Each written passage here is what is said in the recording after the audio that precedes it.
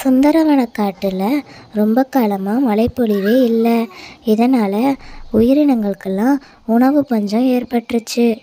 இதனால் பறவைகளும் விலங்குகளும் பசியால் வாடி அங்கங்கே மயங்கி விழுந்து இறந்துக்கிட்டு இருக்குது. அப்படி ஒரு முறை காலுக்காகமும் பசியால் மயங்கி விழுந்து கிடக்குது. அதை அங்கே இருந்த புல் பார்த்துட்டு, உனக்கு என்ன ஆச்சு? ஏன் நீ மயங்கி விழுந்துட்ட? என்னால உனக்கு ஏதாவது உதவி செய்ய முடியுமா? புல்லு, நீ பேசுவியா?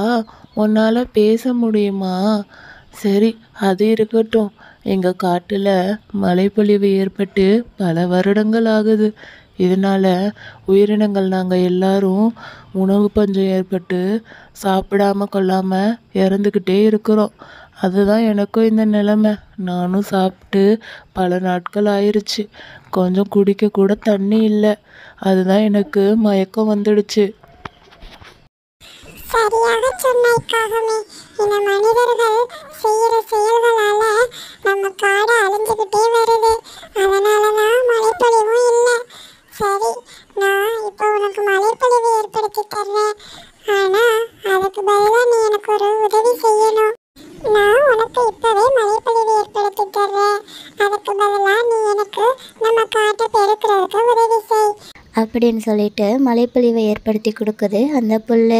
காகமும் ரொம்பவே தாகத்தில் இருந்தனால அந்த மழை தண்ணியை குடிக்குது. கொஞ்ச நேரத்திலேயே அதனுடைய மயக்கமும் தெளிஞ்சிடுது. புல்லுக்கு நன்றி சொல்லிட்டு நம்ம காட்டை நான் பெருக்கிறேன் அப்படின்னு உறுதி எடுத்துக்கிட்டே அங்கே இருந்து போகுது காகம். நடந்த விஷயங்களை தன் நண்பர்களுக்கு சொல்லணும்னு ரொம்ப ஆவலாக அங்கேருந்து போகுது காகம். அதை பார்த்த 2 மரங்கள் இப்படி பேசிக்கிறது.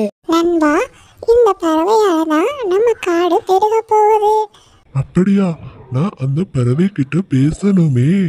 கவலைப்படாத, அந்த பறவை திரும்ப இந்த வழியில தான் வரும். அப்ப பேசுவோம். மரங்கள் சொன்ன மாதிரி காலுக்காகவும் திரும்பவும் அந்த பாதையில் போகும்போது அந்த மரங்கள் அந்த பறவையை கூப்பிடுது. பறவையே, பறவையே, ஒரு நிமிடம் என் அருகில் வா. மரமே, உன்னாலையும் பேச முடியுமா? எனக்கு ரொம்ப ஆச்சரியமா இருக்கு.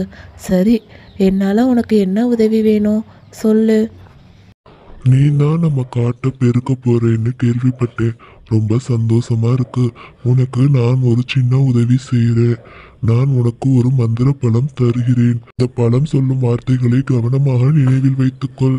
அந்த வார்த்தைகளை பயன்படுத்தினால் நம் காட்டை பெருக்குவதற்கு மேலும் உதவியாக இருக்கும். சொன்ன அந்த மரம் ஒரு பழத்தை அந்த காகத்துக்கிட்ட கொடுக்குது. நண்பா, நான் சொல்லும் மந்திரத்தை கவனமாக கேள். ஜம் ஜம் ஜம். இந்த மந்திரத்தை நீ 3 முறை உச்சரித்துவிட்டு ஒரு மரம் நட்டு வைத்தாயானால் அது 300 மரங்களாக பெருகிவிடும். இந்த காடும் கூடிய சீக்கிரமே பெருகி மழைப்பொழிவு ஏற்படக்கூடும் அப்படின்னு சொல்லிட்டு அந்த பழம் அங்கேருந்து மறைஞ்சிடுது. இந்த சந்தோஷமான விஷயத்த தன் நண்பர்கள்கிட்ட சொல்லணும்னு வேகமாக போய் தன் நண்பர்கள்ட்ட சொல்லுது காலுக்காகும். நண்பர்களும் காலுக்காகம் சொன்னபடி கேட்டு சில நாட்கள்லேயே அந்த காட்டை பெருக்கி நல்ல மழைப்பொழிவும் ஏற்பட்டது.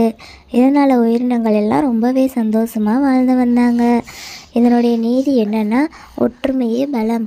ஒற்றுமையாக நம்ம ஒரு செயலை செஞ்சோம்னா நிச்சயம் அதற்கான பலன் கிடைக்கும்.